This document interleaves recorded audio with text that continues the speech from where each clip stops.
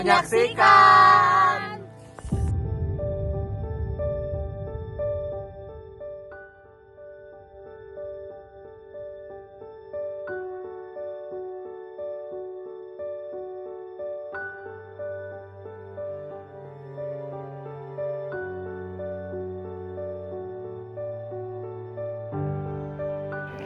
Berarti lahannya milik pribadi ya Pak ya?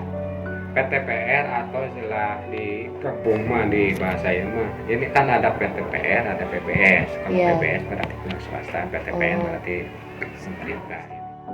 Perjalanan kita dimulai dari hamparan hijau di Desa Babakan, Kabupaten Purwakarta, Jawa Barat, di mana Pak Yayat Hidayat telah mendedikasikan hidupnya sebagai ketua kelompok tani sejahtera sejak tahun 2001.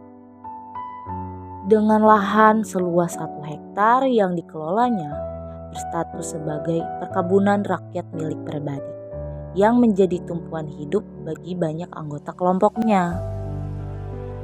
Di atas lahan ini, Pak Yayat menerapkan sistem pertanian terpadu yang mengintegrasikan tanaman perkebunan seperti teh, cengkeh, dan juga lada dengan peternakan ayamnya yaitu ayam petelur.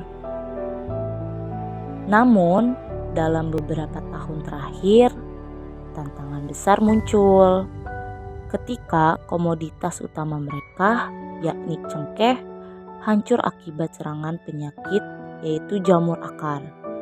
Dan jamur akar ini sangat sulit untuk dikendalikan. Kondisi ini memaksa para petani melakukan rotasi sementara ke komoditas teh. Mengingat tanaman teh hanya membutuhkan waktu 2 tahun untuk menghasilkan dibandingkan tanaman cengkeh yang memerlukan waktu hingga 15 tahun. Masalah semakin rumit karena tingginya harga bibit cengkeh untuk penyulaman serta belum adanya bantuan yang memadai untuk replanting tanaman yang sudah tua. Sebagai solusi yang efisien dan berkelanjutan, integrasi dan perpaduan antara tanaman, ternak ayam petelur menjadi kunci untuk menekan biaya produksi dan juga untuk menjaga kesehatan ekosistem.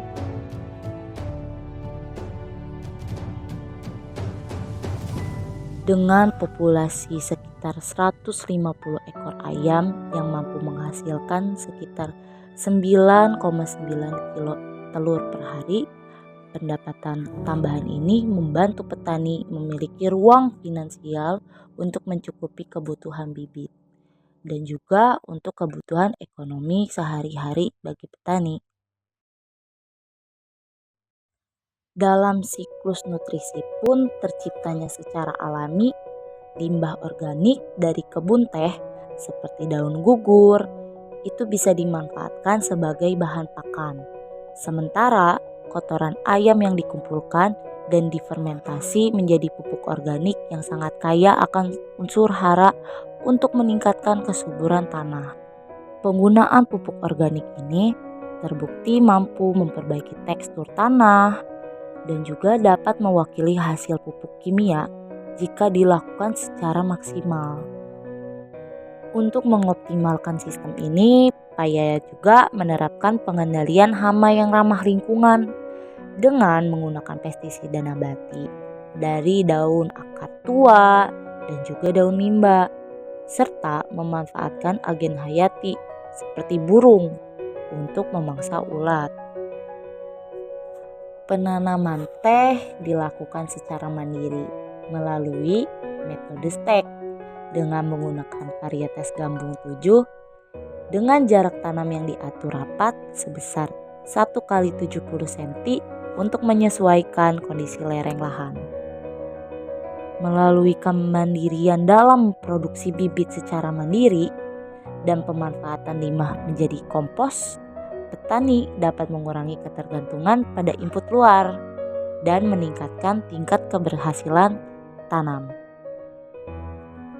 Dengan demikian, sistem pertanian terpadu ini tidak hanya sekedar strategi bertahan hidup, melainkan juga sebuah siklus keberlanjutan yang memperkuat ekonomi petani di Desa Babakan menuju masa depan yang lebih ramah lingkungan.